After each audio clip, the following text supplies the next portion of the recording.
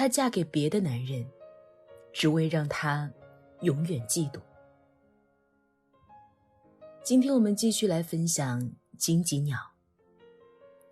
有些人一到爱情里就是失心疯，但有些人却总是拎得很轻。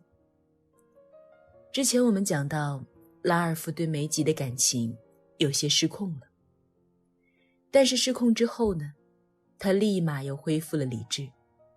他打算跟他讲清楚，他们永远没有可能，因为他是属于上帝的。失望的梅吉还能奢望从他那里得到些什么呢？他采来一朵仅存的玫瑰，把它献给拉尔夫，但愿他能使他记住他。可拉尔夫除了遗憾，什么也不能留给他。他希望梅吉把自己忘记。拉尔夫太不了解梅吉了，如此深切的爱情，怎么能说忘就忘呢？他又在自欺欺人了。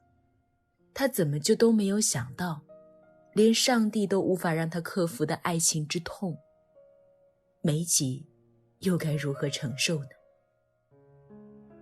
他曾是那么欣赏梅吉自小便有的那种面对一切苦难的安详表情，难道就是为了免却自己此刻的心理歉疚吗？他究竟是不是想过，这次爱情将有可能影响梅吉的一生呢？事实上，卢克之所以能够走进梅吉的生活，就此改变他的人生之路，完全是由于他对拉尔夫的爱情。自家雇来的这个新木工长得和拉尔夫实在是太相似了，这引起了他强烈的不满。他怎么敢长得和他心爱的拉尔夫如此相像呢？但他显然不及拉尔夫优秀，这使梅吉稍稍感到了些许的宽慰。不过即便是如此，当卢克开口向他求婚的时候，他还是毫不犹豫地答应了他。他有什么别的更好的选择吗？没有。拉尔夫不是一直就希望他这样选择吗？为了他好，也许是为了他自己好，他不知道。反正他是带着一股莫名的怨气嫁给了卢克。这种情况下的梅吉自然很难做出明智的选择，何况他的行为又是源自于自私的动机。他以为一旦自己成为了别人的妻子，他便可以永远地保住拉尔夫了。拉尔夫将会因此有了失去他的危机，并因为嫉妒而时刻牵挂着他。而只要他不结婚，拉尔夫就可以把他看作是他自己的，就不可能真正的去在乎他。一个太有野心的人是不可能在乎爱情的。婚后的生活即刻证实了梅吉的果断决定是有多么的草率，他对卢克还几乎一无所知。卢克的梦想并不是找到梅吉这样一个可人的妻子，而是要成为一个拥有自己的土地和故宫的牧场主。他看中梅吉的正是他那可以帮助他实现梦想的经济实力。在他带着梅吉离开德罗海达之后，他便迅速消失在了北昆士兰州那片茂密的甘蔗林里。他要通过收割甘蔗致富，以便向他的梦想继续逼近。新婚的娇妻则被他冷落到了一边。卢克远远没有做好迎接婚姻生活的心理准备，他还是眷恋着自己那种流浪汉和苦行僧式的生活。近似于自虐的节俭、辛苦的劳作，已经成为他难以割舍的习惯。他不知道怎样担当起一个丈夫的角色，对于一个父亲的角色，更是无动于衷。他实在不理解梅吉生儿育女的愿望何以有那么强烈。倘若不是他耍了个花招，梅吉压根儿就别想从他那里得到孩子。在梅吉难产的那一刻，卢克依然在甘蔗林的深处挥汗如雨。他厌恶这个孩子的出生。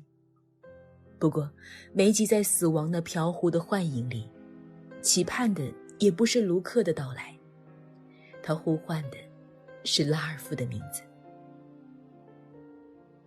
爱情似乎的确有种神秘的力量，拉尔夫居然就在这一时刻真的找到了这个荒僻的角落。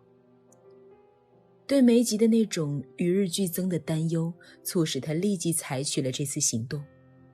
天哪，梅吉竟是真的需要他。是的，梅吉是真的需要他，但这是一种日夜相随的长久需要。拉尔夫能够给他吗？当他匆匆离去，回到上帝的身边，继续依靠梅吉那朵枯萎的玫瑰寄托自己美丽爱情幻觉的时候，同样在孤寂里枯萎着的梅吉，又该向谁倾吐自己一腔孤怨呢？他已经不知道该抱怨谁了，拉尔夫还是卢克呢？也许应该是他自己，都怪他不够坚强，才背叛了自己和拉尔夫的爱情。他早该明白，挚爱的人是不可以被替代的。不论卢克和拉尔夫有多么神似，他都不可能是拉尔夫，而他所要的只能是拉尔夫。然而再怪自己，终究也还是要怪到拉尔夫身上去的。卢克他可以不怪，因为他本来就不爱他。可是当他拖着疲惫的身心来到麦特劳克岛休假的时候，他又恍然意识到，他是不该怨恨拉尔夫的，他应该怨恨的永远是那个上帝。是他抢走了他的拉尔夫，是他霸占着拉尔夫对他的爱，但他又能拿他怎么办呢？无可奈何的梅吉躺在沙滩上痛哭起来。自打3岁起，他还从来没有这么绝望地哭过。那一次，他的2个小哥哥无情毁坏了他心爱的布娃娃，那可是妈妈刚刚送给他的生日礼物。梅吉只顾认识到自己对卢克的选择错了，却没有感觉到这种选择也着实在某种程度上兑现了他当初的心愿。他果真凭借卢克拴住了拉尔夫的心，这不，拉尔夫又趁闲暇来寻找他了。他甚至找到了麦特劳克岛，为掩人耳目，他还冒用了梅吉丈夫的名义。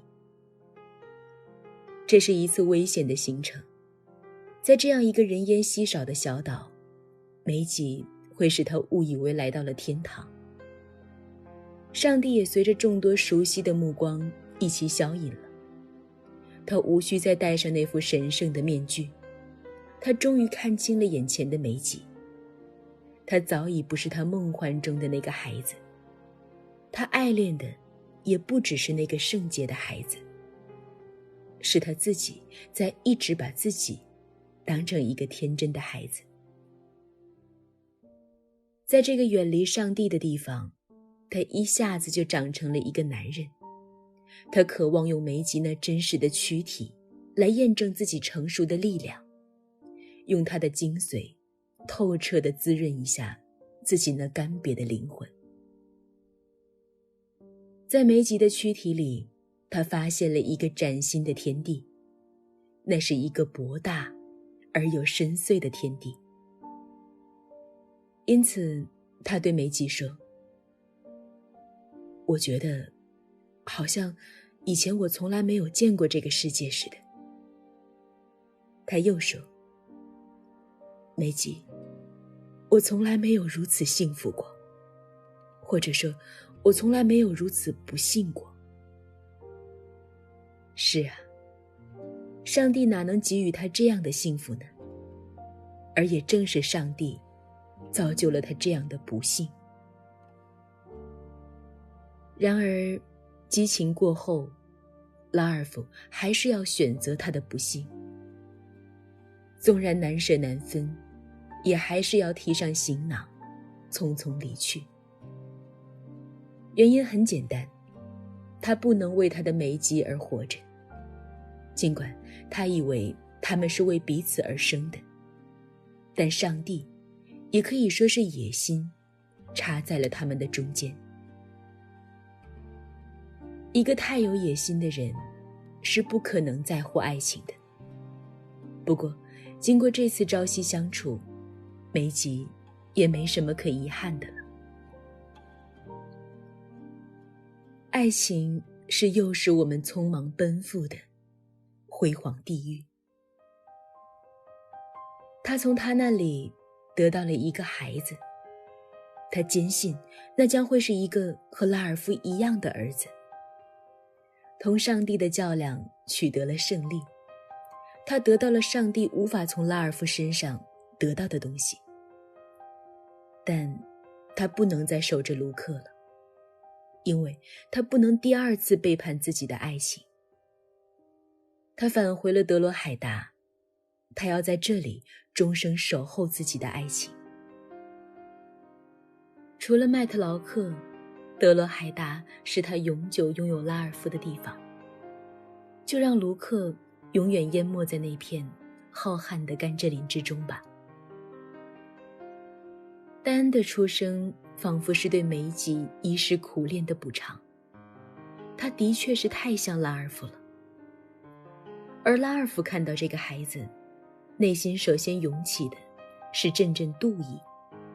他没料到，在麦特劳克分手之后，梅吉又为卢克生下了一个儿子。梅吉也一直不愿向他透露这个可以让他惊喜的秘密。他对拉尔夫的怨气始终就没有完全消除。而更让他不满的是，他居然如此看低他对他的爱情。他竟然认为他在与他有过那次肌肤之亲之后，还愿意让卢克接触他的身体。上帝真是严严实实地蒙住了拉尔夫的双眼。那么多的人都看出了戴恩是他的儿子，独独只有他看不出。看来他从来就没有重视过梅吉的爱情，因为重视上帝，他更重视的只能是他自己。他对待梅吉的爱情始终就未曾平等过，因为要无愧于上帝，他只好愧对梅吉的爱情。但是他又真的无愧于上帝了吗？无愧的可能只有梅吉，也许还有上帝，不然为什么最后还要把戴恩夺走呢？让梅吉为他的爱情遭受一次釜底抽薪式的打击，把爱情变成他的地狱吗？爱情给了梅吉一世的伤害，也严重地毁坏了他的生活。因为把过多的精力都给了爱情，他几乎很少注意过亲情的存在。